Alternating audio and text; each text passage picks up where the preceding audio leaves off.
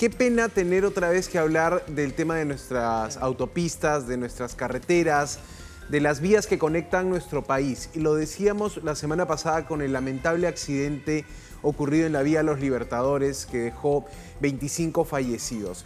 La frecuencia con la que están ocurriendo este tipo de accidentes debería alertarnos y debería generar una reacción en las autoridades.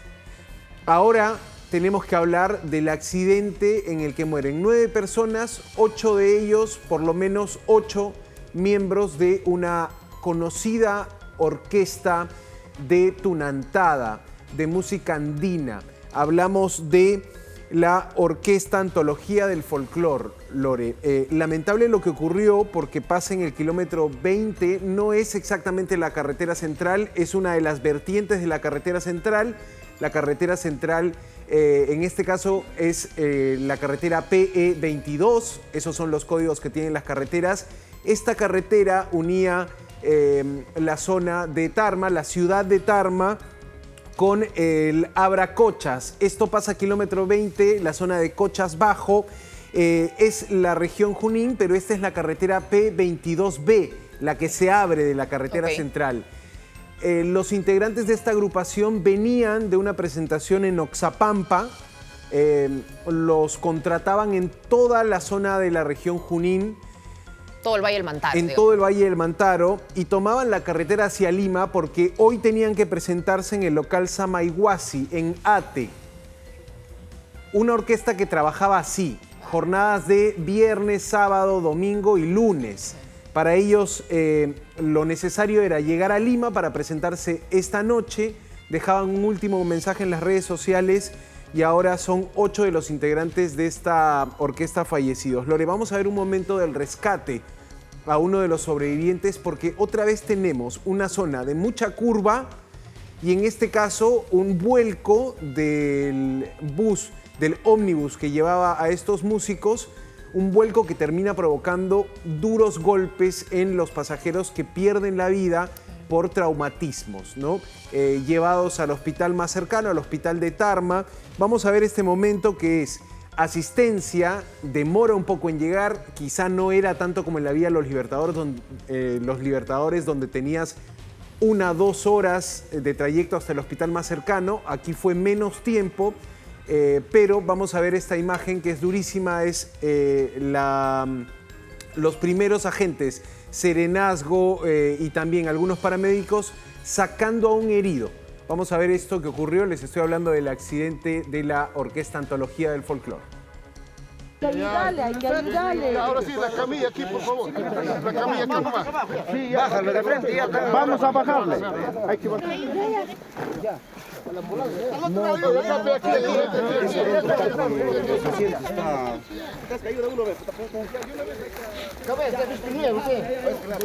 Cuando tenías policías, bomberos, paramédicos asistiendo en este nuevo accidente en las rutas interprovinciales de nuestro país. Lore, claro, aquí lo que tienes, y vamos a ver si podemos ver un mapa exactamente de esta carretera, una curva muy cerrada, una zona precisamente de curvas donde los carros tienen que ir a muy baja velocidad. El chofer tiene que estar sobre todo atento, bien descansado.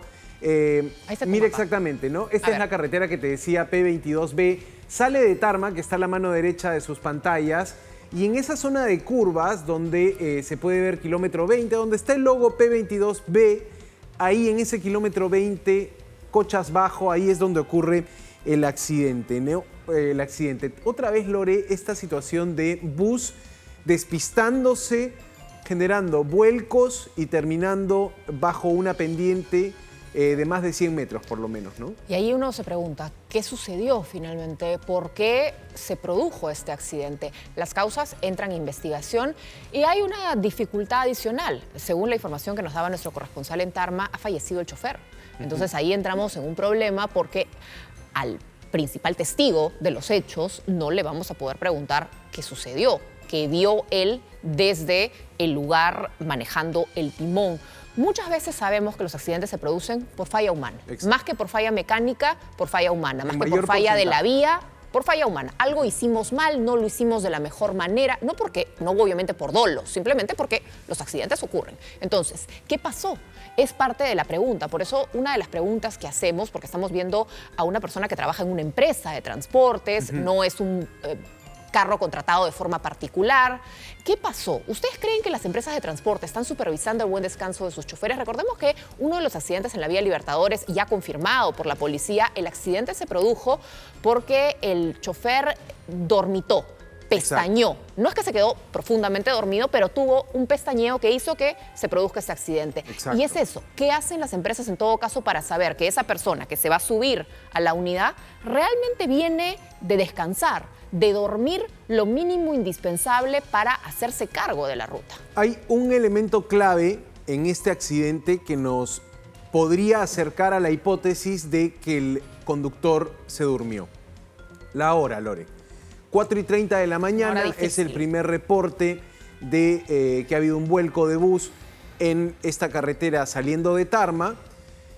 En el accidente de la vía Los Libertadores la semana pasada, también la hora era entre 5 o 6 de la mañana. La primera luz del día.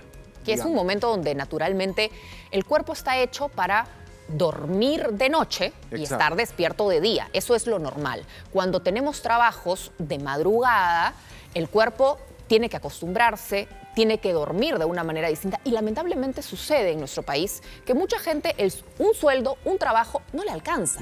Entonces, aquellos que trabajan a veces de madrugada tienen otro trabajo diurno, duermen muy poco. Exacto. Entonces, por eso les hacíamos la pregunta. ¿Las empresas, ustedes creen que se hacen cargo de supervisar ese descanso adecuado de los conductores? Los invitamos a que escaneen el código QR, porque no basta decir yo le di libre, basta hay algunas pruebas que uno puede hacer seguramente antes de subirse para saber cómo están nuestros reflejos. Claro, no es algo fácil de fiscalizar el sueño de los conductores, pero sí es importante llegar como Estado a la empresa y decirle qué estás haciendo para que tus conductores no se queden dormidos al volante. Pagas adecuadamente. Exacto. Las horas de descanso. Una planilla firmada con las horas de descanso. Se exige a veces a 2 choferes para alternar en esta ruta. Pero la primera luz del día es ese momento donde te cae todo el cansancio y es humano, de la noche. Es lo normal. Exacto.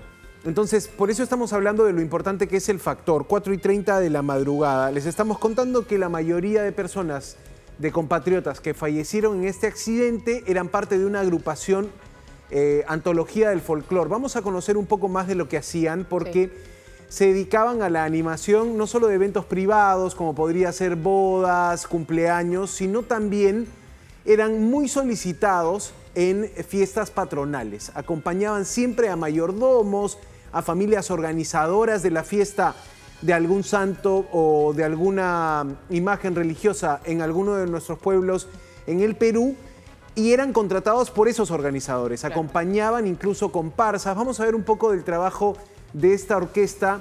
Ahora sus redes sociales suman muchos mensajes de condolencia, Lore, porque estaban anunciando el evento que iban a hacer hoy, en la noche, hoy en Ate.